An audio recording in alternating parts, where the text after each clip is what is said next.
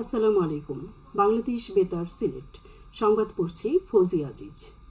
সচেতনতার স্বীকৃতি মূল্যায়ন, শুধু বেঁচে থাকা থেকে সমৃদ্ধির পথে যাত্রা, এই প্রতিপাদ্যকে সামনে রেখে গতকাল সারা দেশের মতো সিলেটেও পালিত হয়েছে বিশ্ব অটিজম সচেতনতা দিবস। অটিজম বিষয়ে সামাজিক সচেতনতা সৃষ্টি ও তাদের অধিকার প্রতিষ্ঠায় প্রতি বছর দিবসটি পালিত হয়। দিবসটি উপলক্ষে রাষ্ট্রপতি মোহাম্মদ শাহাবুদ্দিন ও প্রধানমন্ত্রী শেখ হাসিনা পৃথক বাণী দিয়েছেন। দিবসটি উপলক্ষে সিলেটে আয়োজন করা হয় নানা কর্মসূচি। গতকাল দুপুরে কালেক্টরেটে অনুষ্ঠিত আলোচনা সভায় প্রধান অতিথি ছিলেন সিটি মেয়র আনোয়ারুজ্জামান চৌধুরী। সভাপতিত্ব করেন জেলা প্রশাসক শেখ রাসেল হাসান। জেলা প্রশাসন ও সমাজসেবা অধিদপ্তর যৌথভাবে এর আয়োজন করে। মৌলভীবাজারে দিবসটি উপলক্ষে র্যালি, আলোচনা সভা, হুইল চেয়ার ও আর্থিক অনুদানের চেক বিতরণ করা হয়েছে। গতকাল সকালে কালেক্টরেট থেকে বের করা হয় সচেতনতামূলক র্যালি এবং পরে অনুষ্ঠিত হয় আলোচনা সভা। এতে প্রধান অতিথি ছিলেন সংসদ সদস্য জিল্লুর রহমান।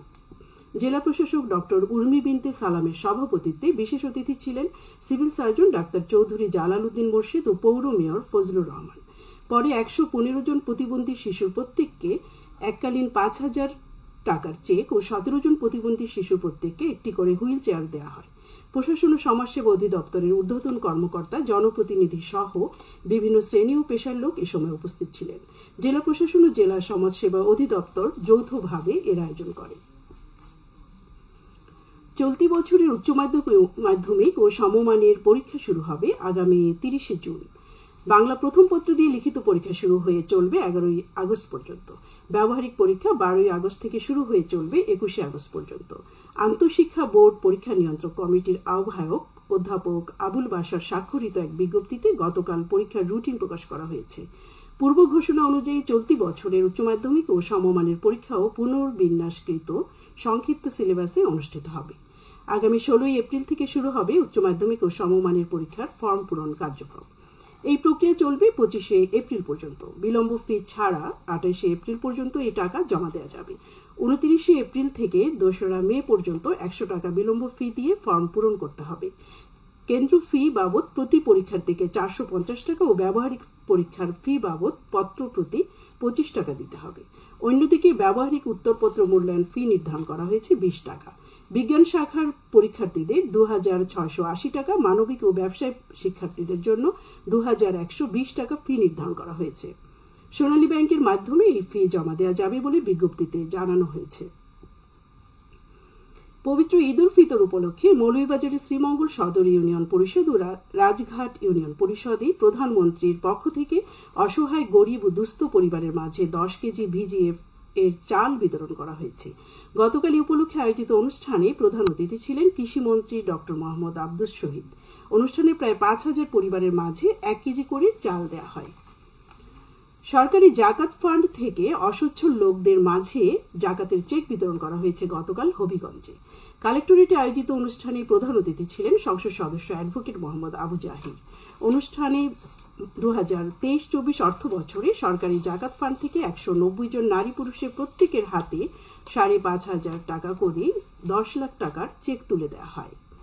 এছাড়াও একই অনুষ্ঠানে বিশ্ব কোরআন প্রতিযোগিতায় বিজয়ী লাখাই উপজেলার কিশোর হাফেজ বশির আহমদকে সংবর্ধনা প্রদান করা হয়। জেলা প্রশাসক জিলুফা সুলতানার সভাপতিত্বে অনুষ্ঠানে হাফেজ বশির আহমদকে ১০,০০০ টাকা পুরস্কার প্রদান করেন এমপি আবু জাহির। পরে এমপি আবু জাহির সদর উপজেলার গোপায়া ইউনিয়নে অসচ্ছল লোকদের মাঝে বিনামূল্যে চাল এবং স্থানীয় কয়েকজনের ব্যক্তিগত উদ্যোগে জেলা শহরের টাউন হল রোডে অসচ্ছল লোকদের মাঝে ইফতার বিতরণ করেন। বিশ্ব অটিজম দিবসের সচেতনতা দিবস উপলক্ষে র্যালি ও আলোচনা সভা অনুষ্ঠিত হয়েছে সুনামগঞ্জে। গতকাল জেলা প্রশাসন, জেলা সমাজসেবা অধিদপ্তর এবং প্রতিবন্ধী সেবা ও সাহায্য কেন্দ্রের আয়োজনে র্যালি বের করা হয়। পরে জেলা প্রশাসকের সম্মেলন কক্ষে অনুষ্ঠিত হয় আলোচনা সভা। এতে প্রধান অতিথি ছিলেন জেলা প্রশাসক মোহাম্মদ রাশেদ ইকবাল চৌধুরী। সভায় জানানো হয়, জেলায় ৪৬,৭২৯ জন প্রতিবন্ধী রয়েছেন। এর মধ্যে অটিজম আক্রান্তের সংখ্যা ১,৬১৭ জন।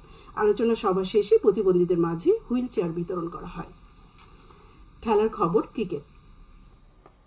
সিলেট আন্তর্জাতিক বিভাগীয় ক্রিকেট স্টেডিয়ামে দ্বিতীয় বিভাগ লিগে আজ ইসমাইল স্পোর্টিং ক্লাব মুখোমুখি হবে জালালাবাদ ক্লাবের। গতকাল শেখঘাট পাইওনিয়ার্স ক্লাব 3 উইকেটে স্টার্স ইউনাইটেড ক্লাবকে পরাজিত করে। স্টেডিয়ামের গ্রাউন্ড 2-তে অনুষ্ঠিত ম্যাচে প্রথমেই ব্যাট করে স্টার্স ইউনাইটেড ক্লাব 30 ওভারে সবকটি উইকেট হারিয়ে 150 রান করে। জবাবে শেখঘাট পাইওনিয়ার্স ক্লাব 30 ওভারে 7 উইকেট হারিয়ে জয়ের বন্দরে পৌঁছে যায়। সেহরি ইফতারের সময়সূচি। সিলেট ও এর পার্শ্ববর্তী এলাকায় আজ ইফতার সন্ধে 6:13 এবং আগামীকাল সেহরির শেষ সময় ভোর 4:21। সবশেষে আবহাওয়া। সন্ধে 6টা পর্যন্ত পূর্বাভাসে বলা হয়েছে সিলেট সহ পার্শ্ববর্তী এলাকায় আজ কোনো সতর্কবাণী নেই এবং কোনো সংকেত দেখাতে হবে না। আজ সিলেটে সূর্যোদয় হয়েছে 5:43 এবং সূর্য অস্ত যাবে সন্ধে 6:09। সংবাদ শেষ হলো। আমাদের পরবর্তী স্থানীয়